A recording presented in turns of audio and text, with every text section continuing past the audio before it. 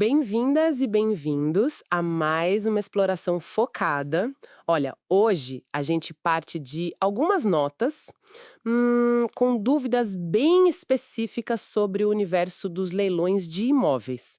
São questões que, surgem muito para quem está começando a olhar para esse mercado, né? Exato. É um tema que gera bastante interesse, mas também muitas dúvidas. Pois é. E a nossa missão aqui é tentar clarificar dois pontos que, olha, causam uma confusão danada. Primeiro, essa relação entre financiamento e o valor de avaliação do imóvel. Uhum. E segundo, que é um ponto crucial, a responsabilidade pelas dívidas antigas, tipo IPTU e condomínio, depois que a pessoa arremata o imóvel. Vamos lá tentar desmistificar isso? Vamos a isso. Mais notas é: seria possível, usar o valor de avaliação do imóvel para fazer com que a entrada, aquela entrada que o banco pede no financiamento, sabe? Pela tabela Price, por exemplo, para que essa entrada seja exatamente o valor do lance no leilão? A avaliação meio que pagaria a entrada. Olha, a resposta direta, assim, é não. Não funciona bem assim. Ah, não? Não. O valor de avaliação do imóvel, ele serve mais como um teto, sabe? Um limite máximo para o banco. Um teto. Isso. Geralmente, os bancos financiam até uma porcentagem desse valor de avaliação. O mais comum é uns 80% por aí. Certo. Mas, atenção, essa avaliação não elimina a necessidade da entrada. Se o valor que a pessoa deu no lance for maior do que o banco está disposto a financiar com base nessa avaliação, vai precisar de entrada sim. Ah, entendi. Então, na prática, o banco usa a avaliação mais como um limite de segurança para ele mesmo, né? Para saber o máximo que ele empresta naquele imóvel específico. Exatamente isso. A avaliação protege o banco, limita o risco dele. Vamos ver o exemplo das notas. Um imóvel avaliado em R$ 200.000. O banco pode financiar, digamos, até R$ 160.000, que são os 80%. Tá, Se a pessoa conseguir arrematar por 160 mil, perfeito.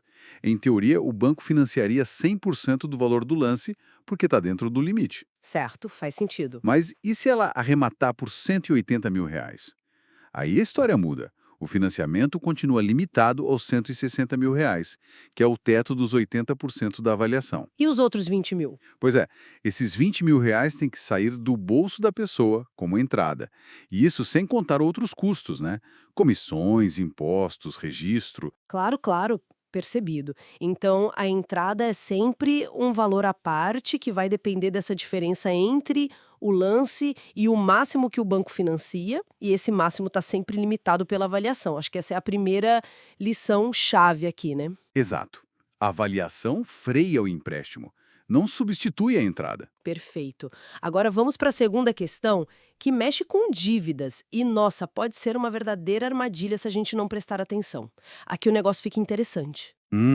Sim, é onde mora o perigo muitas vezes. As notas apontam que o edital do leilão geralmente menciona uns artigos importantes. Acho que é o 130, parágrafo único do Código Tributário Nacional, o CTN, Isso. E o 908 do CPC? e o artigo 908, parágrafo 1º do Código de Processo Civil. Mas o que acontece é que muitas vezes o edital não diz com todas as letras: olha, comprador, você não vai pagar o IPTU e o condomínio atrasado. Fica meio no ar. Fica implícito, né? Exato. E aí surge a dúvida: dá para assumir, com base nesses artigos, que essas dívidas vão ser pagas pelo valor que se conseguiu no leilão?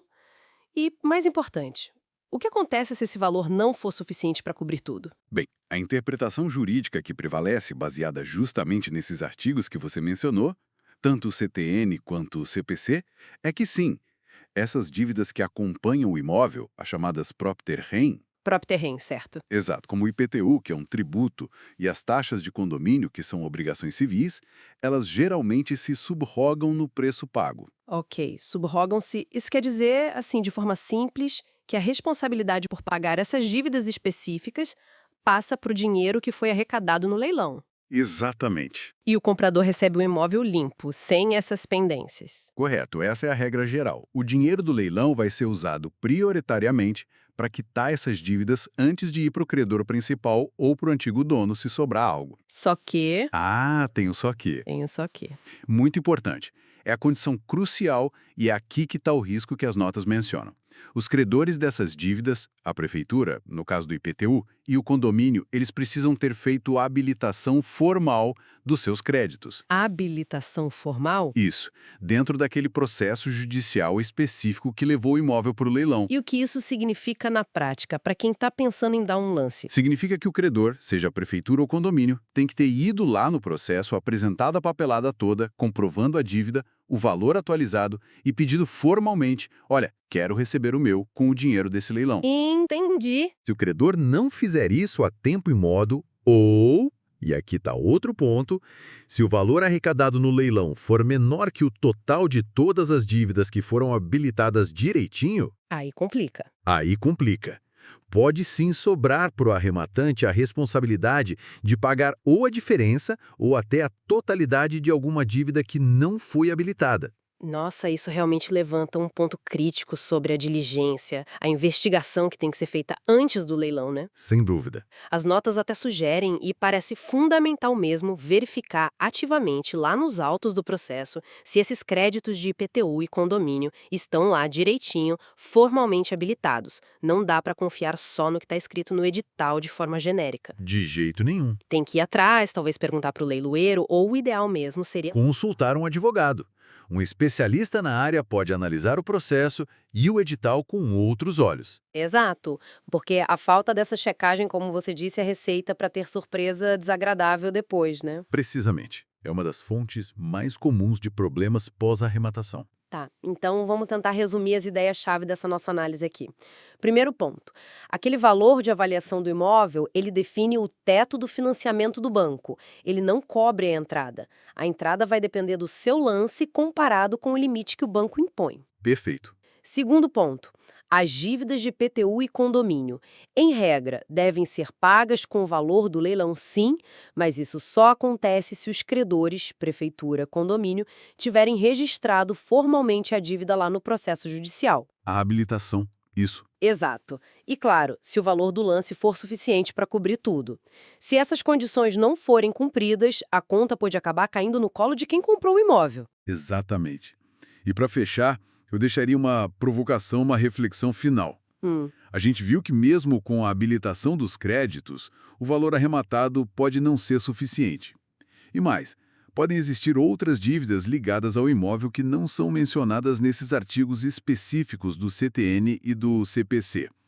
Pensa, por exemplo, em taxas de associações de moradores, que às vezes têm uma natureza jurídica diferente.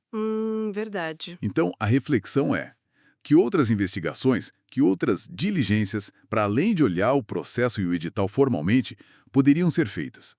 Que outras coisas a gente poderia checar para tentar mapear de forma mais completa o risco financeiro total antes de decidir dar um lance num leilão de imóvel? Fica aí uma questão muito importante para se pensar antes de entrar nesse mercado. Agradecemos a companhia nesta análise detalhada, partindo das suas notas